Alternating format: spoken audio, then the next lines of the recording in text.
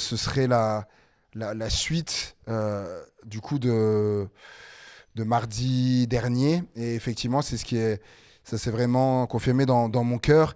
Mais comme certains n'étaient pas là mardi dernier pour savoir de quoi je vais parler, c'est important du coup de relire ce qu'il en est donc dans 2 Rois 20.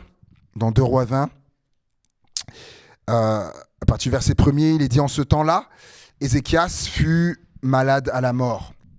Le prophète Ésaïe, fils d'Amoz, vint auprès de lui et lui dit: ainsi parle l'Éternel, donne tes ordres à ta maison, car tu vas mourir et tu ne vivras plus.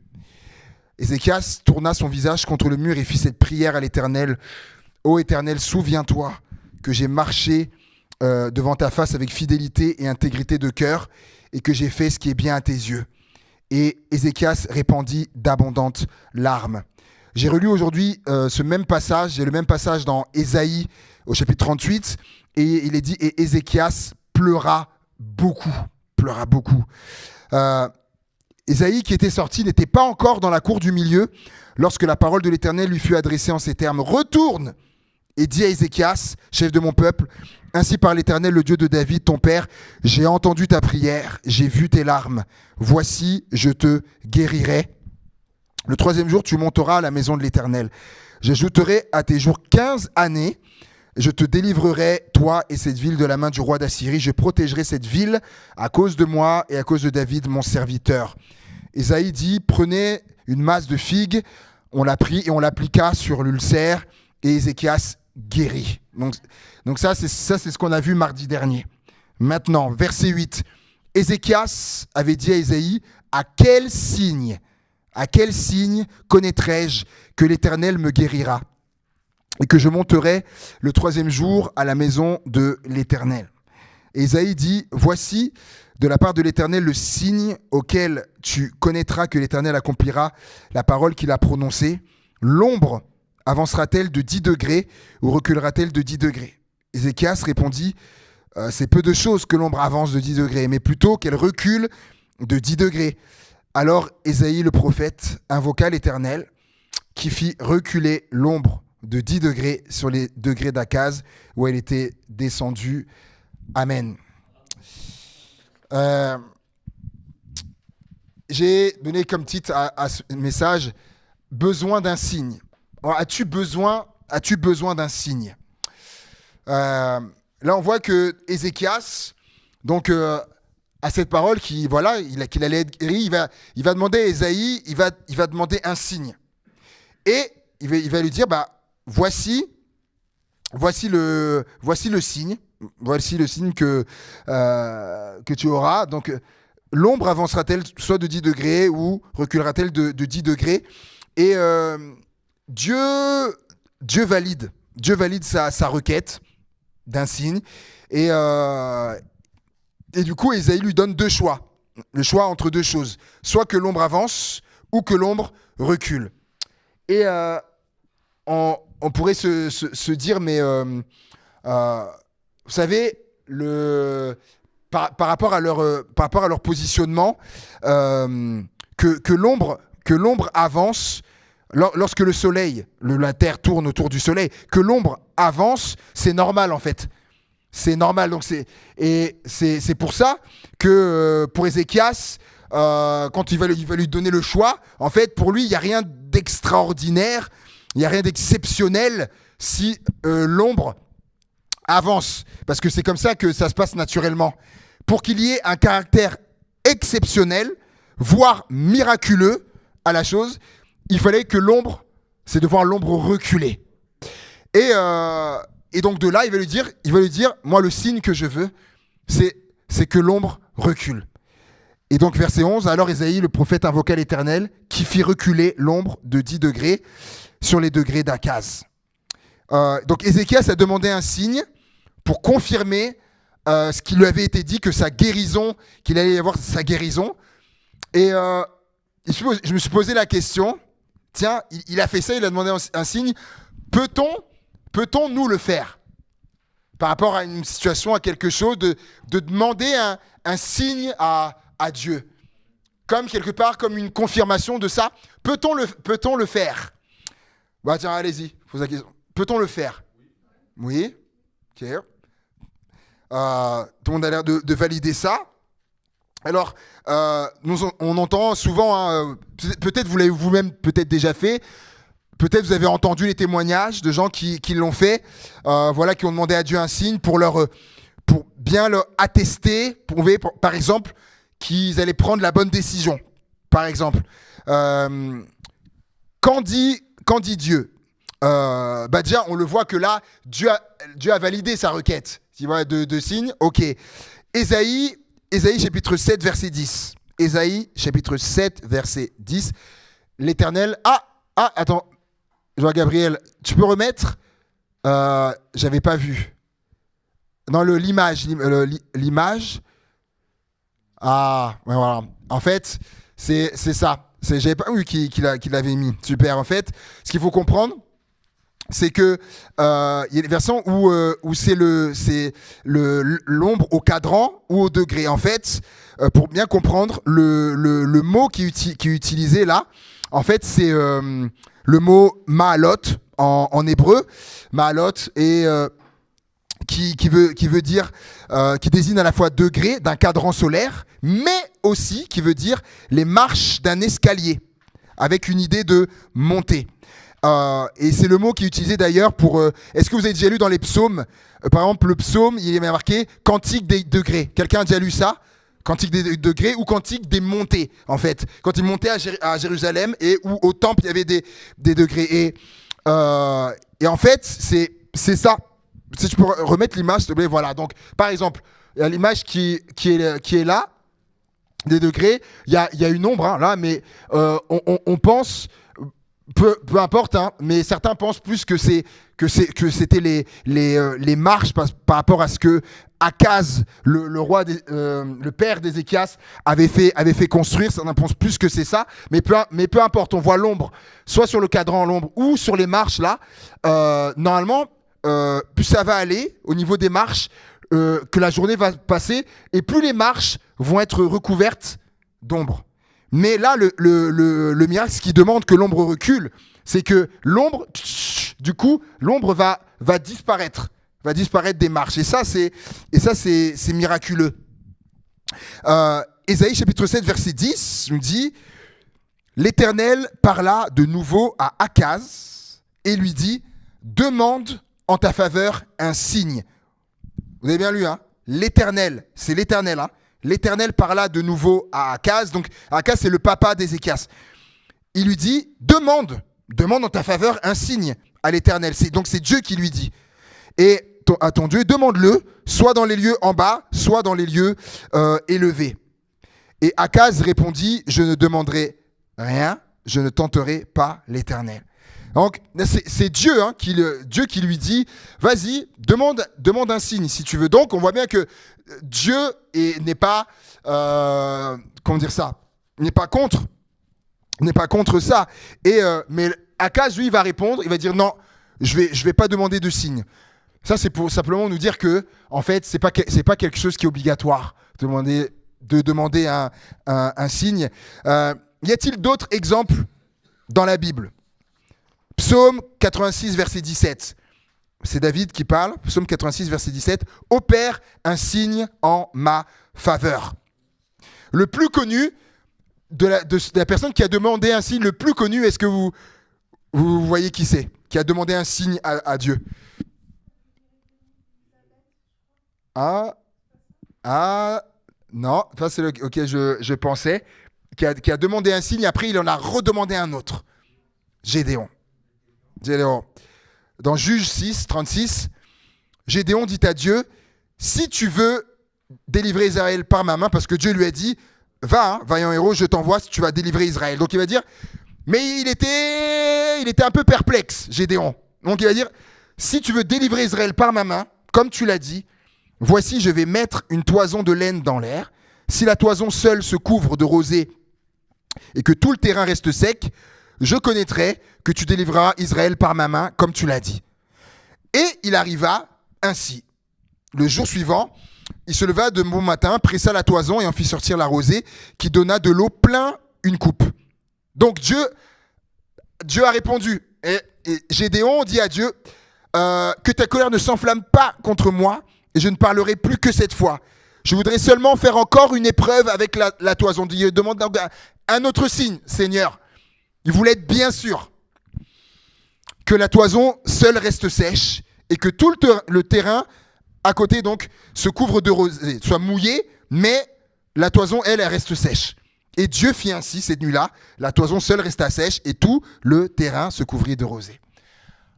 J'ai été voir demander un signe. On voit, Dieu l'a fait. Les disciples, regardez les disciples dans Marc au chapitre 13 et au verset 4, concernant les temps de la fin.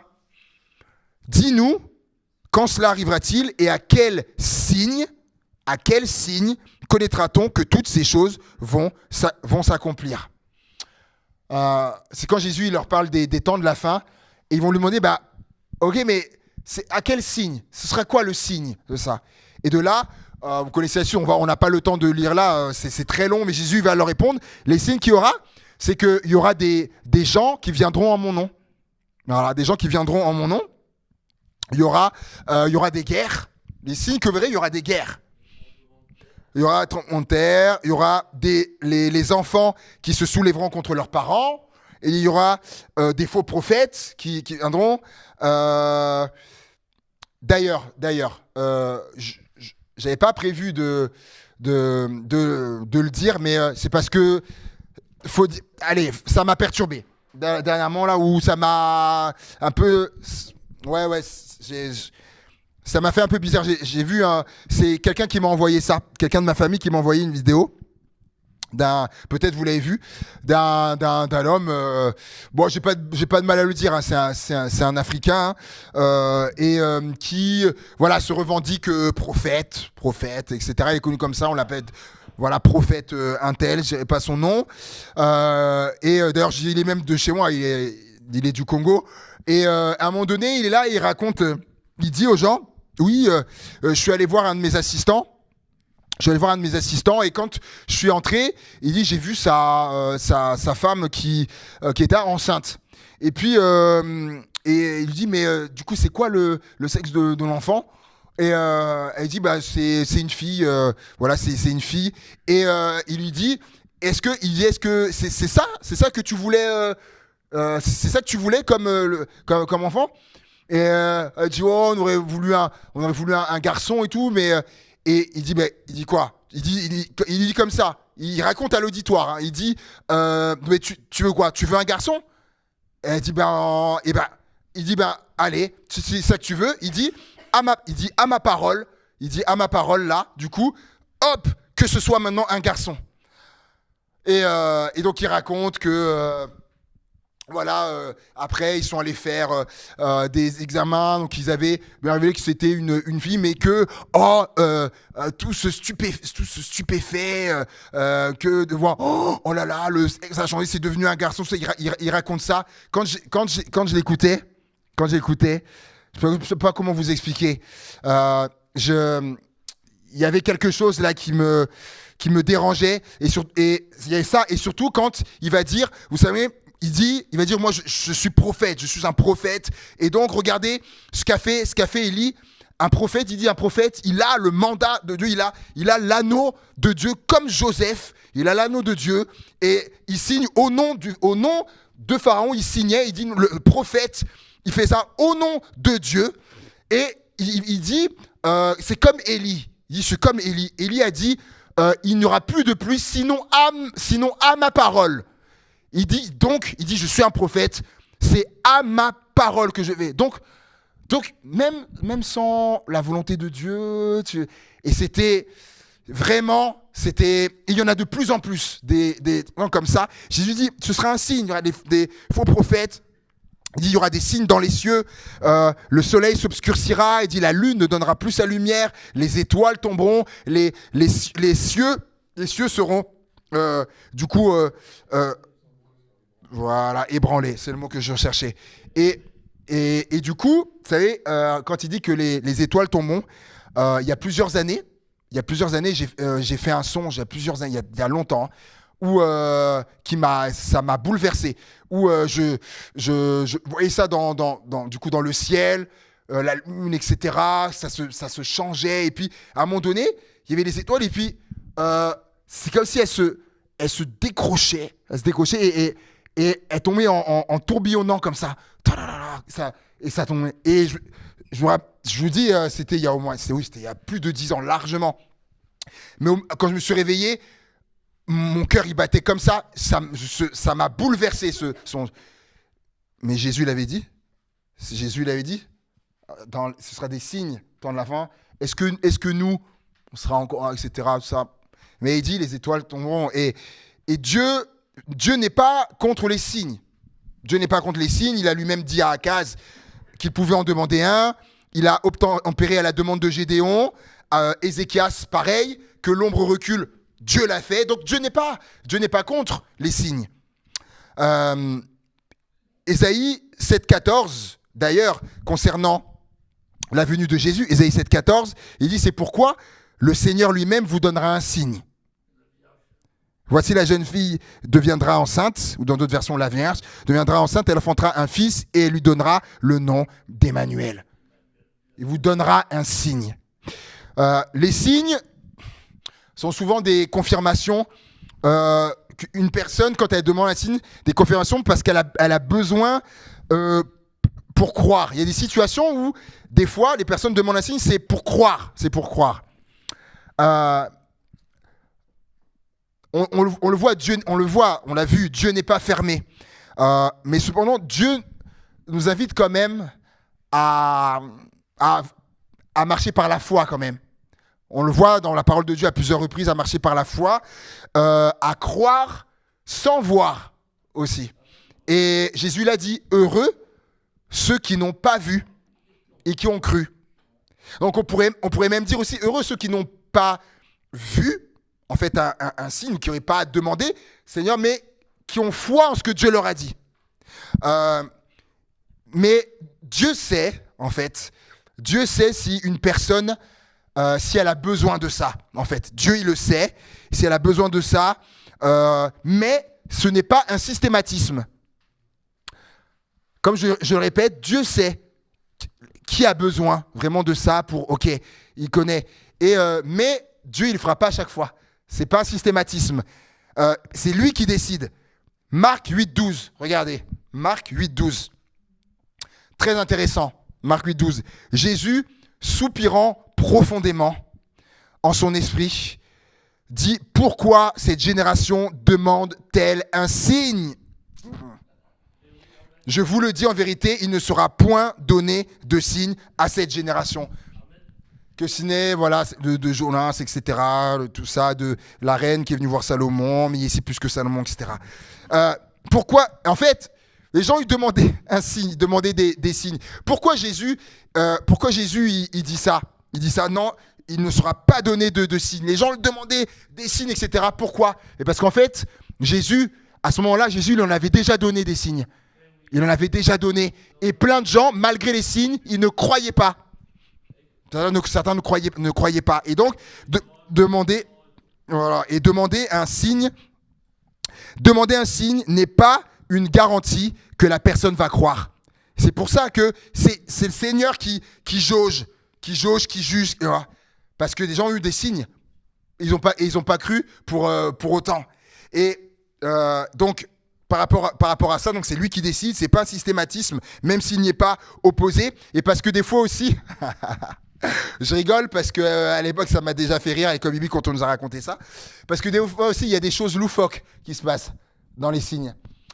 Du genre, on nous racontait, avec Bibi qui est un pasteur qui nous raconte, un jeune, voilà, il est, comment dire ça, son cœur bat la chamade et tout ça, il y a, par rapport à une jeune fille et tout ça.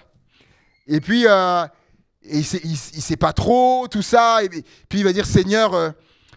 faut que tu me donnes un signe. Seigneur, faut que tu me donnes un signe. Faut que tu me donnes un signe de savoir si c'est elle, Seigneur.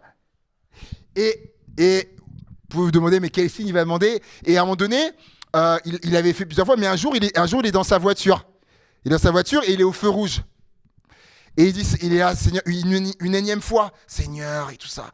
Seigneur, faut que tu me donnes un signe, savoir si c'est elle et tout ça. Et là, dans sa voiture, au feu rouge, il dit, Seigneur, donne-moi un signe. Si le feu passe au vert, c'est que c'est elle, Seigneur. Et là, oh là là, miracle de chez miracle. Il est au feu rouge, le feu passe au vert. Oh Seigneur, merci, c'est elle. Et puis Badadrac dans la foulée, en fait, ça s'est pas fait. Il n'y a pas eu du tout. Elle a même été quelqu'un. Vous voyez, des fois dans les signes. Et si nous demandons un signe, je termine avec ça. Si nous demandons un signe, des fois il peut arriver qu'on puisse demander un signe parce qu'on a un doute. On a un doute ou on n'est pas trop sûr de ça. Si limite on est sincère, on veut pas se tromper. Et ben tout simplement, je vous dirais que Dieu il voit le cœur en fait. Dieu il voit nos cœurs, et donc quand il dit c'est lui qui jauge et c'est pas un systématisme, même s'il n'y est pas opposé. C'est lui qui jauge, qui voit. Si il donnera, mais en tout cas, le Seigneur, lui, l'important, c'est qu'il voit nos cœurs. Il sait si quelqu'un, là, a besoin de signe et que c'est vraiment quelque chose qui est valable, qui est pertinent, etc. Il pourra arriver que le Seigneur accorde un signe, etc. Mais c'est lui le maître. Mais en tous les cas, ce n'est pas non plus quelque chose qu'il faut bannir et rejeter et dire ah non, ici non, parce qu'on le voit. Il y a des gens comme Gédéon, comme les disciples, comme Ézéchias, voilà, qui ont demandé un signe, et le Seigneur l'a fait. Hein, et sont juste confiants que le Seigneur, il sait ce qu'il fait. Il ne nous demande pas de fermer nos bouches, qu'on n'ait pas à le dire non. On a le droit, et la suite, c'est dans ses mains. Amen. Alléluia. Voilà ce que je voulais vous partager ce soir. Simplement, Seigneur, merci pour les temps qu'on a passés ensemble. C'est-à-dire que ta parole reste gravée dans nos cœurs, qu'elle porte son fruit, Seigneur, pour ta gloire, Père, au nom de Jésus. Amen. Amen, amen, amen. Et le rappeler donc que samedi, il y a un rassemblement d'église à Tarare. Allez, je t'embarque avec moi, Albert. Je t'embarque avec moi.